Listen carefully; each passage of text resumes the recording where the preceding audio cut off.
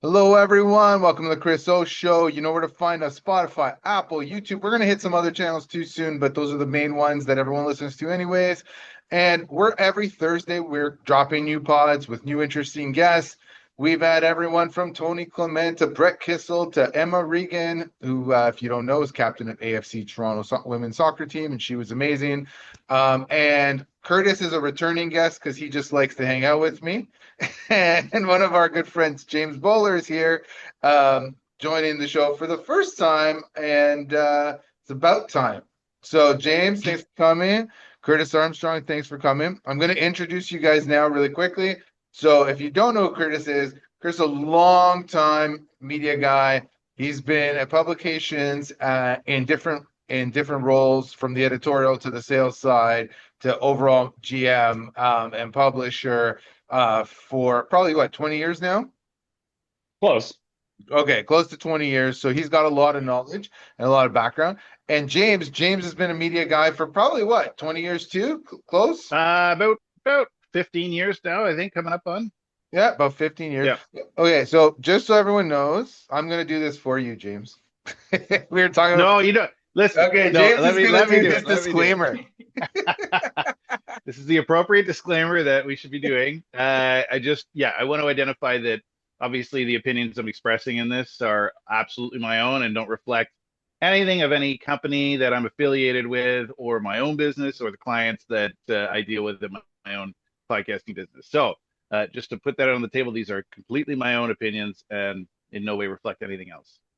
Same for Curtis. And for me, I represent everybody I want to represent. I'm representing only me and no one else. Yeah. No, obviously, obviously, the only people are like, we're all just representing ourselves. We're not representing any companies we do business with or whatever. These are our own opinions. So don't take it out on anyone. Take it out on us if you don't like it. There you go. So today, the reason we're all together, and we tried to get some politicians, but they're busy. Um, No comment. They're busy. But we want to talk about free speech, and free speech has been under attack around the world. There are different angles to it. There are different levels and depths to free speech, and how far some people think speech can go and how others don't. And I guess the one thing that people felt free speech was under attack happened last week, the big thing, which was the murder of Charlie Kirk. I hate using the word assassination. I feel that that's more for prime ministers and heads of state and royalty. I would say, can I interject a little bit? Yeah. I think it is an assassination because it was politically motivated. Okay. That's fair. Yes. Yeah. That's It fair. just, Yeah. and this is, I think we're already teeing off what this episode is about, is I'm respectfully disagreeing with you, Yeah. but I'm happy to have that debate. There you go. No, that's fair. And I can appreciate that angle too. I mean, I guess it's just I've always felt like JFK was assassinated. Archduke Ferdinand back in the day was assassinated. Um, I don't think you have to be a person of stature to be the one who's assassinated. I think at least if it involves some way of political motivation, I think that's what assassination is termed okay. as. But I'm really speaking off out of my ass basically at this point. So Fair enough. No, you're do allowed not to take have, that as law. you're allowed to feel that way. Curtis, are you gonna jump against me too? That's how we start. No, I would use the word assassination. I mean, if you look at someone like Martin Luther King, who was not an elected official, he absolutely was assaminated. So Yes, that's fair. with a political motivation. So Mhm. so that's how I would characterize it as well too. So it's if you look at like what Vladimir Putin has done to his adversaries, Yeah. their assassinations as well too. So I Yeah. I wouldn't limit it to just politics. I think it's the motivation Okay. of the assassin. So Okay, I Yep. can accept that. I stand corrected. I'll start calling it assassination. I'm gonna redact that part of the episode. No, I'm not editing it out. I don't mind being wrong. The difference between me and most people is I don't mind admitting I was wrong, and I don't mind being having my mind changed by a good argument. But it has to be a Yeah. good argument. Don't try and change my mind with nonsense because I'm not going to believe you, right? Good part. Good connection to, again, what we're talking about today. Yeah, exactly. So, Charlie Kirk, I'll get your guys' thoughts on it, and then I'll hit up with some of my thoughts. We'll start with James. James, what are kind of some of your views on what happened? And the fact that, yes, he sometimes, maybe not sometimes, maybe more than sometimes, but he sometimes said antagonistic things to debate and go around and debate and argue with people. Did you feel like that was his assassination was a shot against freedom of speech? Okay, so there's a lot of layers to that question.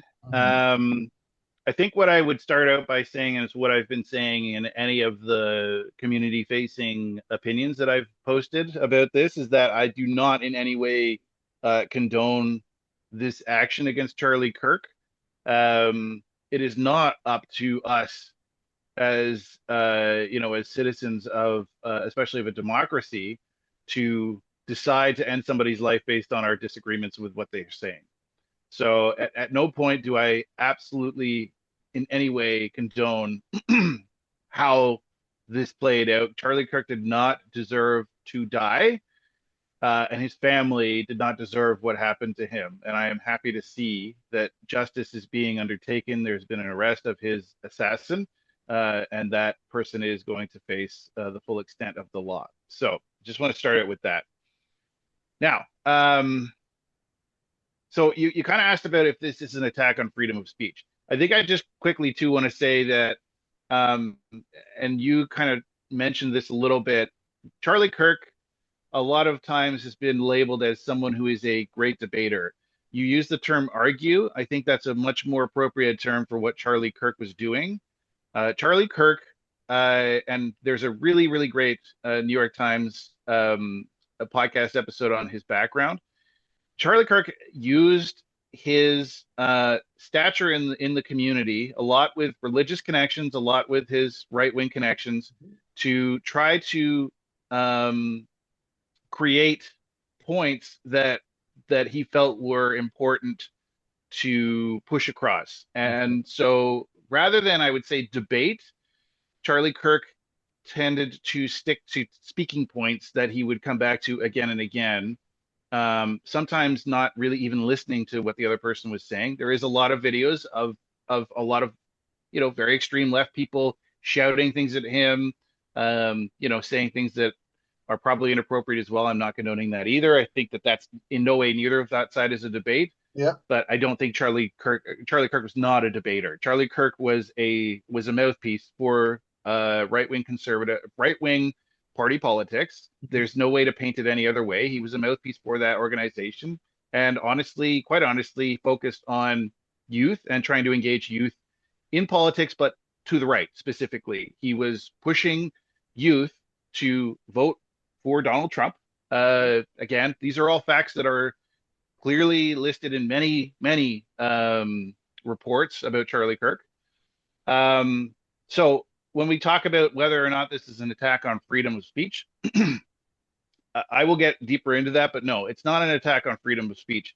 This is an attack on on justice. This is an attack on the freedom to live with your own opinion. Yeah. It's an attack on humanity itself, but it's not an attack specifically on freedom of speech in my mind. Okay, that's fair. That's fair. Curtis, what do you think about Um, for the most part, I agree with it. And obviously, there's no room in a society like ours for politically motivated assassinations. Like we Yeah. just kind of kicked that word around earlier. I think the motivations of the shooter have not been established yet. There's been kind of drips and drops. I certainly didn't need to see that video come across my timeline a few days ago when I just Yeah. happened to open social media and saw that. At first I was kind of in between meetings and I was like, oh, I don't think that's real. Like it didn't look real. And it must have just been posted moments after it happened. So you can't really unsee that. I think more to James's point, obviously, there's a bit of parsing of words, but I would almost call him a bit of a provocateur, if I Yeah. may. Yeah. Understanding That's a fair that assessment. you're dealing with platforms that are absolutely obsessed with user engagement. And so if I go on, various platforms, YouTube, TikTok, Facebook, Instagram, whatever, and start saying incendiary things, solely for the purposes of getting more engagement to drive more people to my channel, but also looking at some of these platforms that have monetization baked into them too. So whether you agree with him or don't agree with him, whatever your motivation is to go into those pages and consuming that content, they're getting paid. Yeah. Yes. And it keeps, and the whole goal, and what you really need to understand is that the whole goal of these platforms is to keep you engaged as much as possible, to keep scrolling up, looking in your news feed to deliver more ads. And it's, Yeah. And Curtis, and the, can I add quickly to, I don't want to cut you off. I want to let you keep going, but just to add to your point, Charlie Kirk died at a net value of $10 million, which was made through what you're talking about, the monetization of his platform. Sorry, continue on. yeah, no, and that's a fair point. And it's, the platforms, especially now that Trump was elected again, have decided that moderation is not part of the business model anymore. They've discovered probably in the last 8 years or so that what pays the bills for them in terms of engagement isn't looking at pictures of my friends' kids or my family. It's sending me stuff that's going to, enrage. Really, is what they're trying to work people up, because they found that there's more stickiness for users when you start feeding the things that A, confirm their biases, Yeah. or B, get them upset. So, obviously, I didn't agree with many of the things that Charlie Kirk has espoused over the years. But to have someone, and a young man, early 20s, as I understand it, brought up in a very Republican, now MAGA household. Yeah.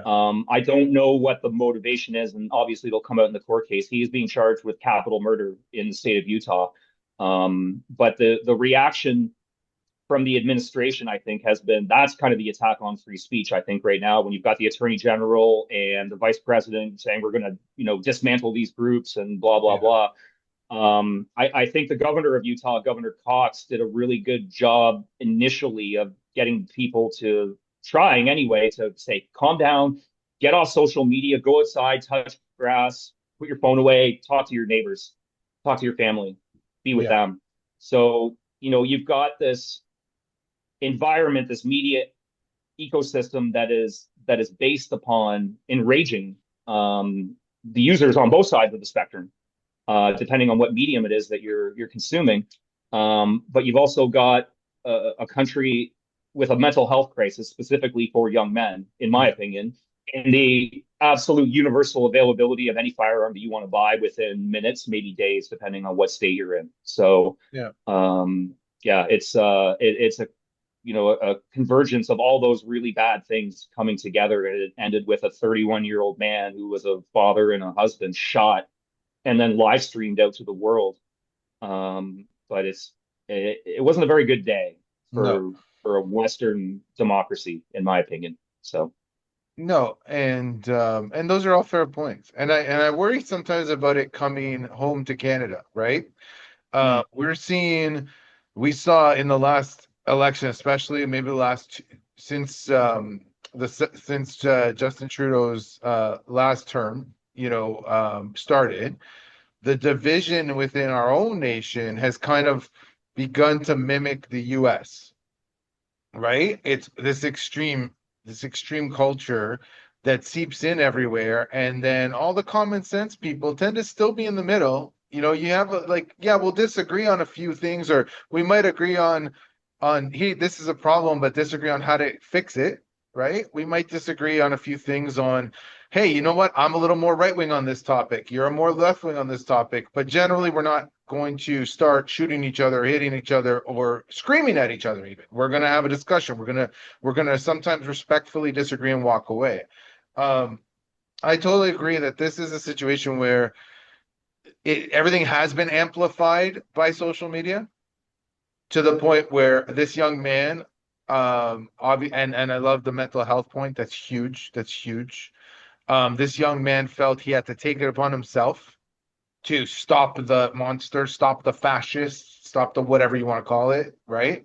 Because he did have something, eat this fascist, on one of the bullets he wrote or something like that there I was reading, right? So how we stop it, I don't know.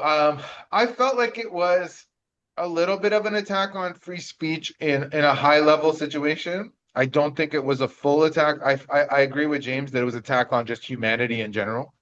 Um, uh, but I do think it was a bit of an attack on free speech. I feel like, even though Charlie Kirk was antagonistic and argumentative in a lot of his things, and I agree that I don't think he was debating a lot. I think he was arguing. I think he was hitting the points that he meant to hit. James, I do agree with you on that. I do still feel it was his right to do so as long as, he wasn't threatening anybody or, he tended to be smart enough to avoid using racial terms or derogatory terms towards people. He tended to be smart enough to use generally accepted terms for whatever he disagreed with. Do you know what I mean? Mm. So I felt he was just more argumentative, and that's not a reason to shoot somebody.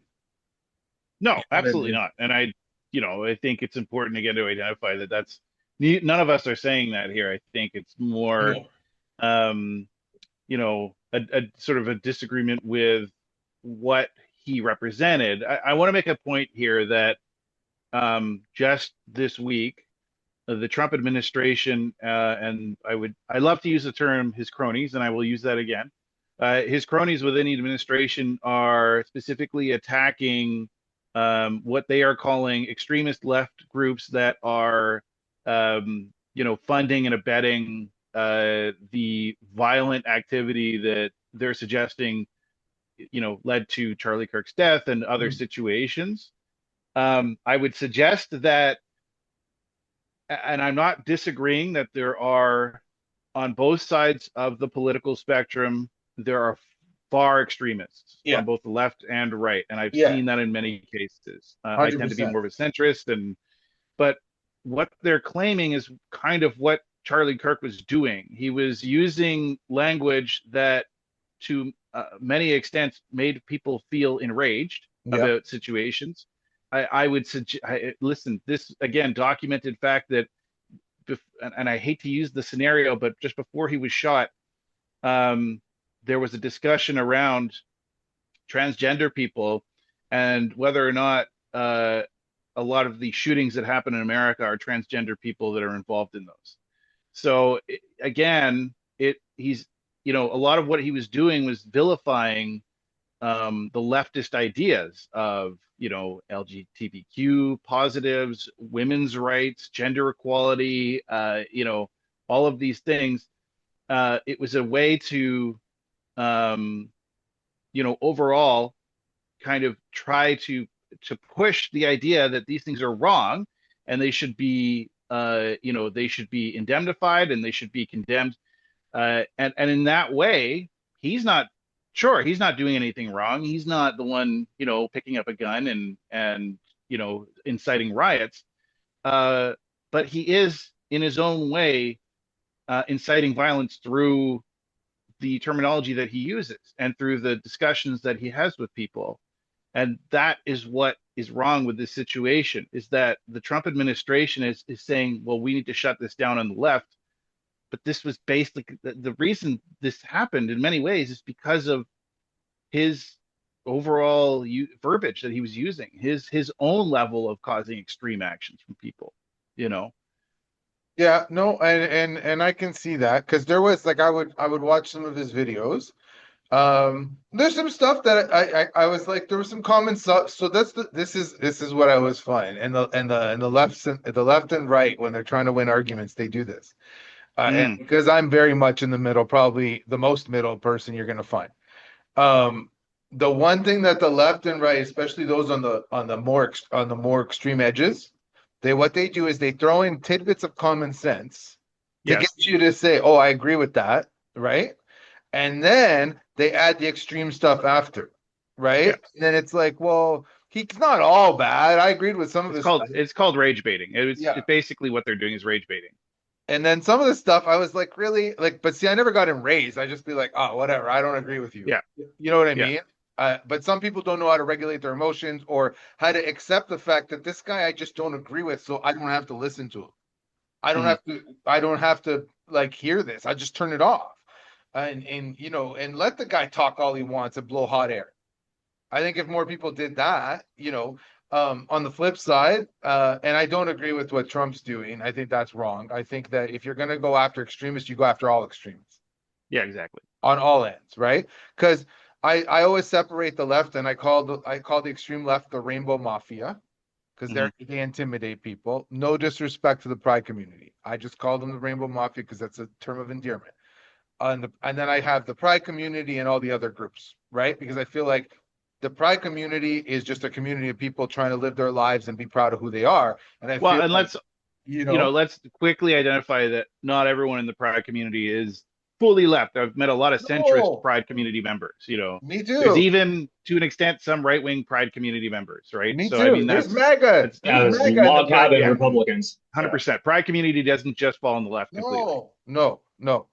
I agree with you. I'm just saying that the ones who are left, they get lumped in with the extremists, and I don't believe that's right either, No, right? that's not right either. Yeah. Because we have these extremists and on both sides, and I think they're the problem that's stopping free speech. They're saying, I hate you because you said this, and I hate you because, and on the right side, I hate you because you said that. And no, let them say what they want to say and let common sense take over and be like, yeah, most middle ground people don't agree with that.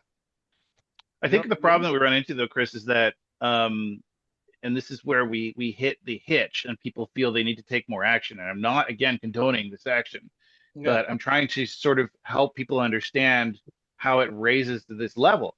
Is yeah, that we've seen, especially this year, a very, very like aggressive move to shut down any conversation from the left whatsoever and to push heavily the right wing ideals on what they want to see and what is correct and right in media. I mean, you have Donald Trump suing multiple media organizations that skew left a lot of the times to silence them. yeah, So that in itself has already caused this schism and made people feel like they have to take extreme measures. yeah, Again, in no way condoning or accepting that that's something that should happen. I agree with you completely. We need to, we need to do the Mel Robbins thing and let them. yeah, But but as Curtis alluded to, there are massive mental health issues across both countries right now, yeah, and that mixed with the feeling of not having any way to speak your mind yeah. will lead to scenarios like this. It's true. And Curtis, you were mentioning this too, and you and I are both like as members of all three of us are members of the media. But I hate the fact that the Trump administration has put military on the grounds in certain cities, like let the police do their job, number one. And number two, Mhm. is going after legitimate news sites and media because he doesn't agree with their coverage. Well, there's two things there. One is deploying the military into cities um, is against the law, really.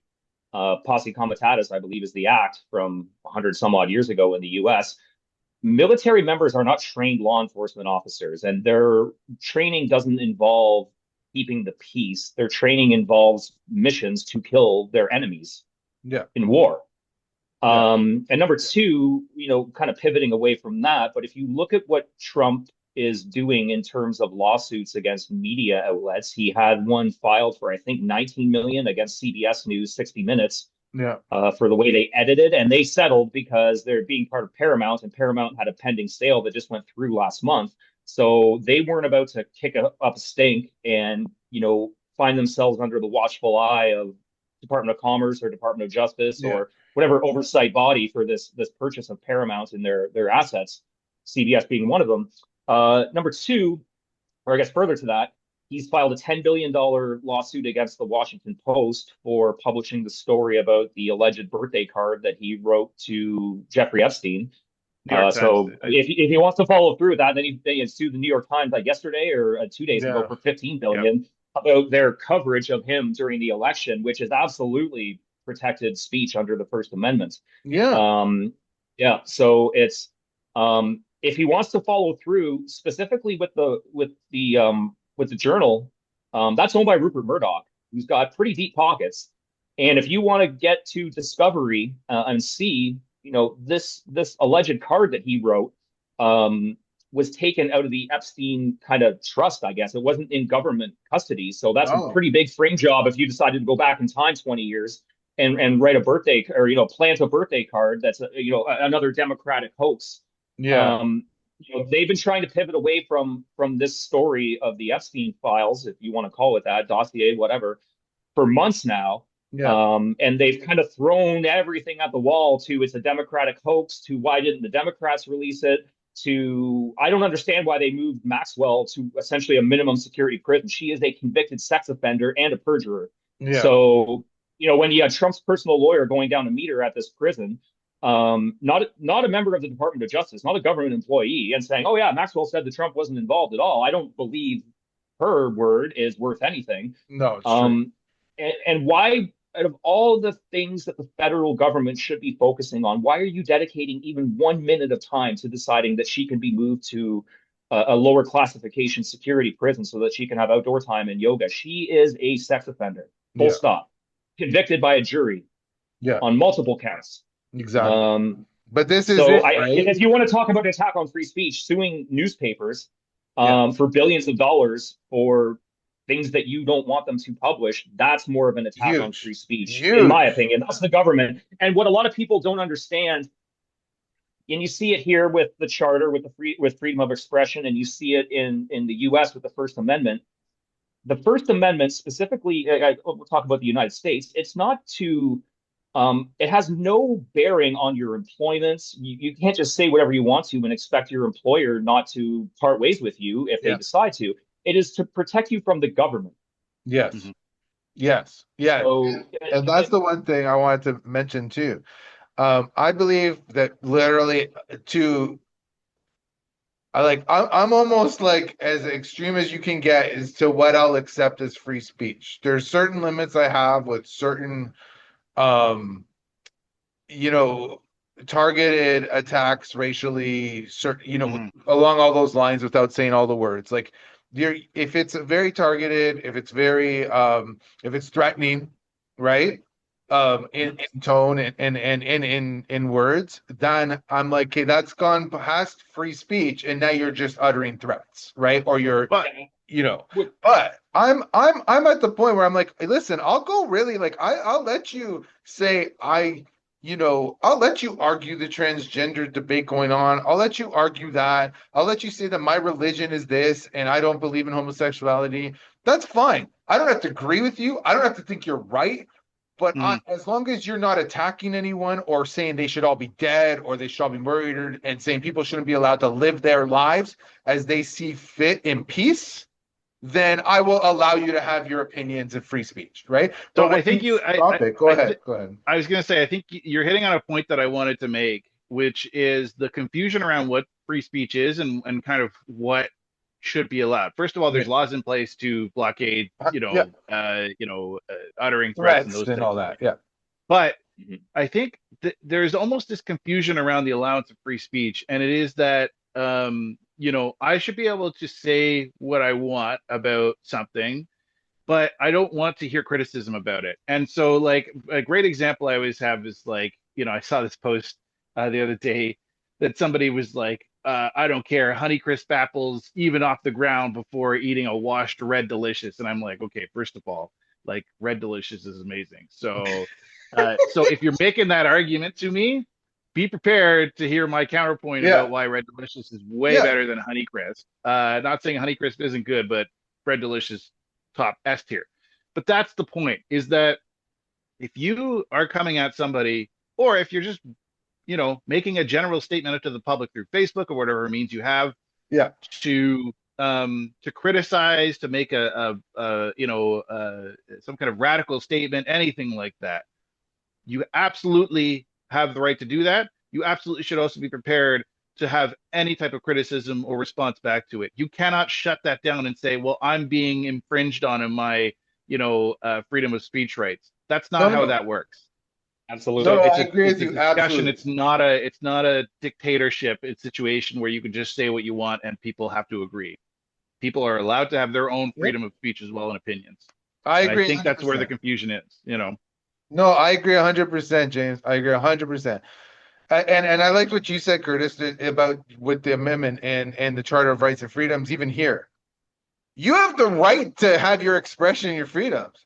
That does not mean you have the right to zero consequences for your expression and your freedoms. Yeah. Yep. You will still get consequences. You will still have people that argue with you. You might lose your job if you're saying something that's so inflammatory and so perhaps antagonistic that it puts your company in ill repute, right? Those are clauses in actual work contracts.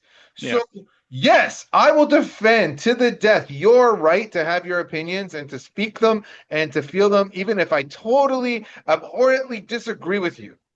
But I will never say that you don't get consequences for your speech. You don't get consequences for your actions. You don't get no, you get consequences. And I have the right to disagree with you. And if I'm in the mood that day to argue with you and debate with you, maybe not debate, because most people who have that extreme vision that I would actually have such like loathing that I had to say something is more of an argument than a debate, because they will never actually see the other side. Debates, usually there's good points being made on both sides. You don't get to avoid me and me coming back. And that Apple analogy was perfect. You know what I mean? But like, it was funny and it was good. That's why James came on here, so he could be comic relief today. Just for that analogy only.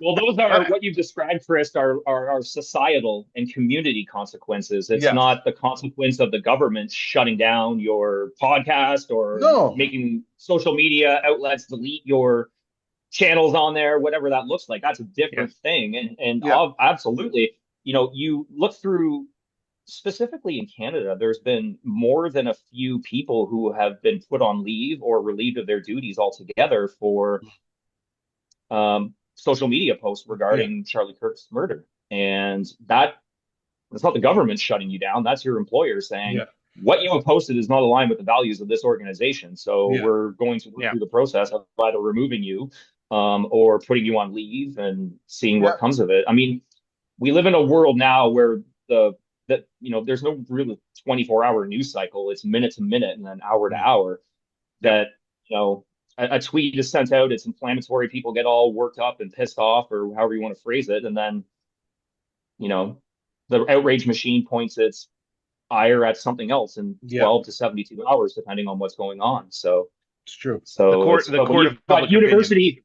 Well, yeah, absolutely. But you've got, university professors in Toronto and I think Vancouver, essentially saying, hey, he got what was coming to him or whatever, I'm paraphrasing.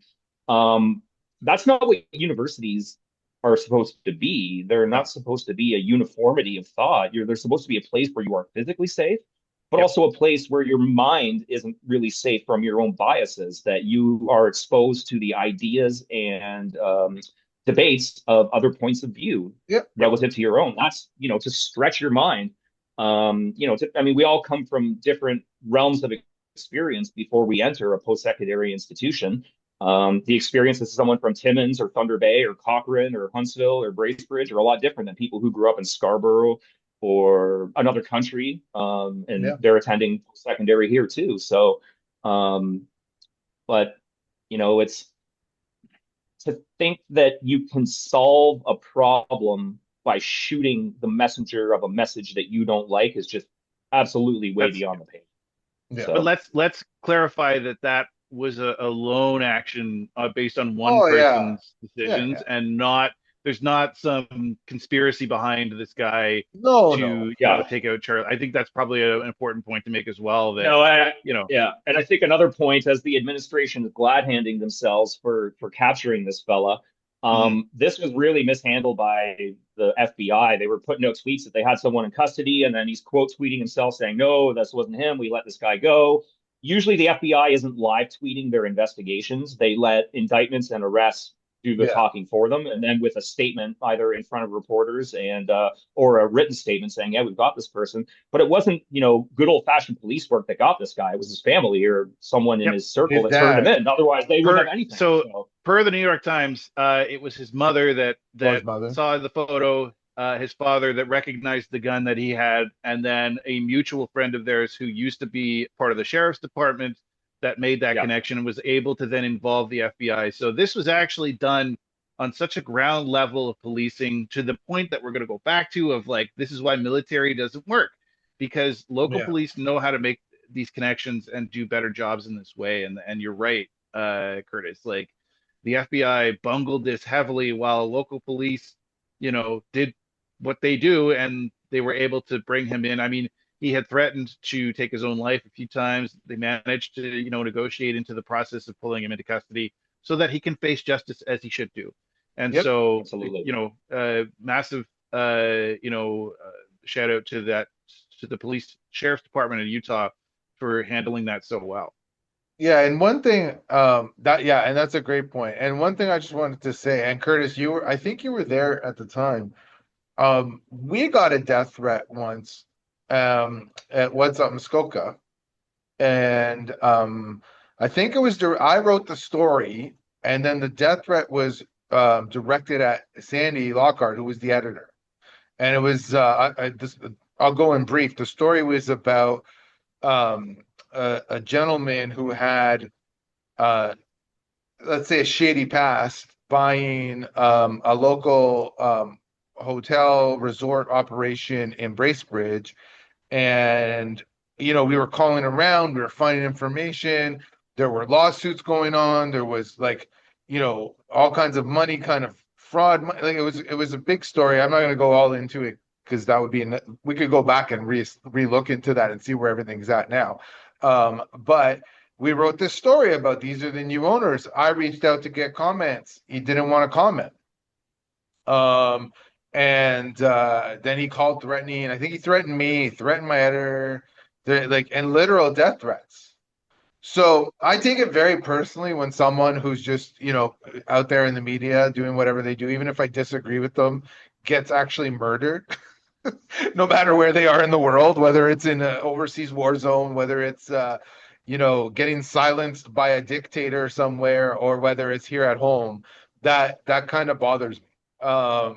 So yeah, so I just wanted to bring that story. There's a personal thing there to me where it's like we're allowed to be the press, we're allowed to be the free press, Yes. and we're allowed to follow stories up, and people are allowed to have their opinions. Like some people believe that there's reptile people controlling our government. Yeah. And I'm fine with them having that opinion. Yeah. I'm not, like, okay. So I know we need to wrap up, but I want to make a final point that I think is very valid and important at this point in time, is that I don't think people should be as worried about a war on freedom of speech. I think what everyone should really be worried about, and is this me as a journalist saying this, is the freedom of information. Yeah. We're seeing administrations starting in the States, but leaking into Canada now, that are just refusing to talk to reporters, that are refusing to provide information that should be public facing, and are just shutting it down. And that leads to, just this rumor mill that then provides a huge amount of misinformation, which is, frankly, a lot of what these organizations are hoping for. So really what we should be focusing on is, let's not get stuck in the rhetoric of, Charlie Kirk died as a freedom of speech warrior. Let's focus on the fact that information is, we still don't have the Epstein files. Where are those? That bothers me too. Let's focus on the war on the freedom of information to the public. You deserve to know these things, especially from these public facing institutions and organizations and administrations. If you're not getting that information, something is wrong. Yeah. So one thing I want to say, go ahead before you go. One thing I want to say is there's a lot of legitimate independent media on both sides of the political spectrum, conservative, liberal, whatever, who agree with that. They want to see the Epstein files. They're like, where are the Epstein files? We voted for you. Where are the Epstein files? You know what I mean? Like, even right-wing media are like, hey, we're not down with that stuff. We want to know who we need to go after. We want to put these sexual predators, these child predators in jail. And that's on both sides of the coin. So that's actually one thing everybody can rally around. Yeah, absolutely. I think part of the issue with it too is that governments, and let's speak about North America, but I can speak to my experience across Canada. Governments at all levels are becoming more and more opaque, less transparent, however you want to phrase it. Insular, absolutely. Like I know, James, you were following the Parry Sound School construction Hey, don't get me started on fiasco, that. debacle, whatever you want to call it. And then the board said, well, we're just not going to answer any more questions. Well, yeah, Yep. you are. Yep. And part of the issue is the news media in North America is in rough shape. Yeah.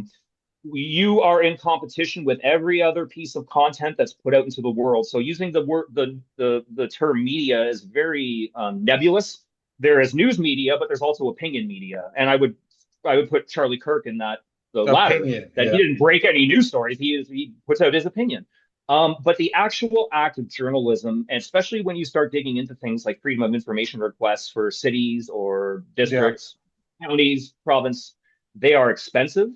Yeah. Like journalism is expensive content to produce, and it's become increasingly more, if not impossible, to monetize directly. So it used to be, let's say 15, 20 years ago, if I as a business wanted to get that top 10% of, say, the Globe and Mail's readership, that affluent, I would have to buy their brand. So I'd be buying ads in their paper or on their Yep. website or on their app or whatever. That doesn't exist anymore. You can segment audiences using tools like really we've created the perfect marketing machine, and the victim of it is specifically those news publishers.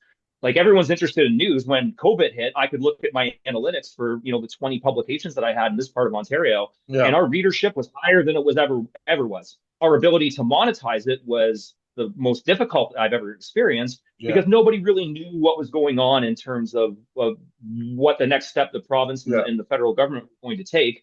So those last couple of weeks of March and probably till about May until we got a little bit of certainty of, okay, what is business going to look like moving forward? But everything has changed with the advent of social media, where brands don't need an intermediary to connect with their desired audiences. They can speak to them directly and have for better or for worse, depending on what your brand is and what you're doing. Like if you're Cracker Barrel and you try to rebrand, and then you get the MAGA movement all pissed off that you're changing it from a guy with a Cracker Barrel to something more bland. Like the things that we get upset about that have no bearing on our lives, like who cares if Cracker Barrel, which is found along highways that exits and interchanges along the interstate system, where I get my fried chicken and a side of angioplasty on my way to Florida. But it's I look at what it takes, and I know what it takes to file freedom of information in different parts of governments. You have to have specially skilled journalists Yeah. who file these. In often cases, you're getting back hundreds, if not thousands, of pages of correspondence or documents that you have to go through to find it. So I've seen Takes people work on hours. stories for 8 weeks Yeah. before Pixel 1 has hit the website or drop of ink hits the paper. So, Yeah. but we've lost a huge amount of local media to our own detriment, and we're going to lose a lot more. And the federal Liberals, when they enacted Bill C-18 to try to fix the problem, they actually made it worse, They in did. my opinion. They did make it worse. Yeah, it's you've had Google come to the table and say, okay, we're going to work with these media companies across Canada, but Facebook said, well, we're out. Yeah. They're not going to be in the news business anymore. And when their agreement with the country of Australia has expired or will be expiring soon, Yeah. they're just going to do what they did in Canada and say, yeah, no, none of these news outlets are allowed to post on our platforms anymore. And there are probably many other ways that the government could have enacted change for the benefit, but Yeah. maybe at some point this is economic Darwinism, and people certainly value their local news, but as an advertising medium, for me, in my experience, it would have to be very specific circumstances that I would consider advocating or putting my own money into a media outlet just to capture their audience, when I've got all these tools that I can capture the exact audience that I want on the exact platforms that I want based upon different criteria. Because if you are putting your marketing dollars for ads, say on a news site, you are absolutely dependent on that news site to drive traffic to you. And it may not be as much traffic. Google changes their algorithm. All of a sudden, there's no news on Facebook. There's a lot of media outlets throughout the country who put a lot of their eggs in that Facebook basket, thinking that the good times would never end. And we're drawing 60-70% of their traffic to their sites from Facebook. And then boom, August 2023, that's gone. So it's and bringing that back, so I'm going to summarize Curtis. He feels very passionate about this. He basically, because of the lack of that kind of I guess, a financial boost that the mainstream media used to get, especially local news. It's becoming harder to produce the good news content because you can't put the funds or hours or effort and stuff into doing so properly because it's just not there. Yeah. Is that fair? Less money means less people, means less cohesive and in-depth storytelling. Yeah, So and I yeah, think Yeah. a huge problem that I've noticed in the years I've been in the news business, Yeah.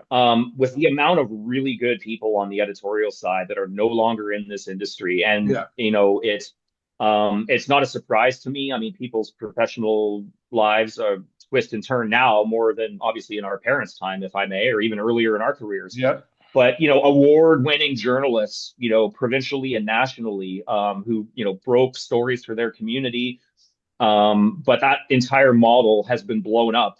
And if you look at who still remains, there's just a handful of companies like Yeah. Post Media, Torstar, which was the owner of Village media. Metroland, Village, Village who media. is they've done a good job. And in full Yeah. disclosure, I used to work for a company out west that had affiliations with Village, and we used their content management system as our that powered our website, and it was fantastic. Yeah. I've got a lot of good friends that work at Village Media. Um, it's They're but not paying me for they're kind of advertising for Curtis. They're not paying me to yeah, but advertise on my podcast. yeah, but they're Not yeah. kind of the talking about them. outlier right now. It's Not So talking with them. you know what? I mean, specifically. to wrap up, I would say if you want timely access to great information, donate to the Chris O Show today. There you go. No, no. Actually, our friend MP Tony Clement told people sponsor my show. Anyways, the one thing I want to get at, we're gonna do really quick. Give me 5 extra minutes, guys. You Quick have three. thought. No, you're giving me 5. Okay, so or 3, fine, whatever. You can give me 3. Basically, quick final thoughts on um what's happening because I want to go back and close up this freedom of speech. So in Europe, I think they're actually stomping on freedom of speech because there's actual laws where they're arresting people for tweets and they're arresting people for retweeting things and this and that.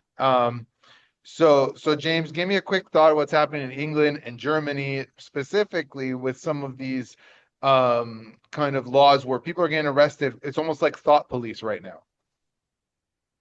I mean, my quick thought is I'm not as familiar with that happening at this point because I've been so focused on the Canadian and American politics. But look, I mean, we're supposed to be living in a democracy where we have the ability to do these things. If these tweets aren't in any way, expressing thoughts of violence or massive levels of hate speech, I don't see anything. I don't see why people should face any consequences like that. Going back to Curtis's point. Yeah. All right, Curtis, quick thought. Quick thought. Well, if you look at Great Britain, I've talked the least out of all of us in this podcast, I think. Maybe not you, Chris. If you look what's happening in Britain, I saw, a video of, a pensioner, senior citizen getting arrested for something that he retweeted. And the rationale, according to the law, according to the arresting officers, was that it caused another person anxiety. Well, that is subjective under the best of terms, Yeah. best of times.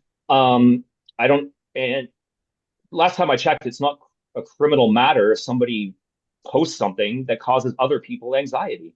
Yeah. But Britain is going through a few things right now, as is Germany, as are many other countries in Europe. And I think they're trying to kind of thread a needle between, upholding public order, but they're also, like you said, like thought police, like trying to shape public opinion. And if you don't think the way that we think, we're going to arrest you. Or if you post something that is contradictory to the official line of the government, the federal government there, Yeah. or something that causes another person anxiety, we're going to arrest you and charge you with a crime, like a criminal matter. And I don't think.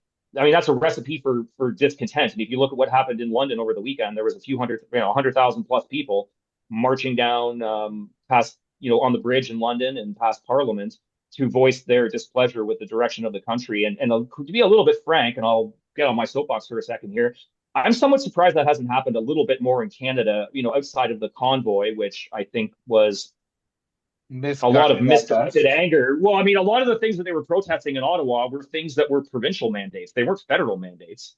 Um, and if you look at what's happening where, people's homes are getting broken into and the chief of police for York Region is saying, well, just comply with the person who breaks into your house. Or Yeah. different sentencing guidelines for different people based upon different backgrounds, let's just say. Taxes are going up. We're running huge deficits and debt at every level of government that can run up debt. Yeah. Services are going down. People are finding just existing to be more and more difficult. There's a point that there's a social contract between the government and the people, and I'm not sure the government is holding up their end of the bargain, if I may. Yeah. We're in a position where you've got four different layers of government that govern us. Um, they're expensive to maintain. Like, I think we probably need a bit more of a fundamental rethink of what we want the government, what kind of role do we want each level of government to play in our lives? And if Yeah. you look at, let's use Muskoka as an example, they're policed by the Ontario Provincial Police. Does it make fiscal sense to have somebody making $130,000 a year running radar on Highway 11?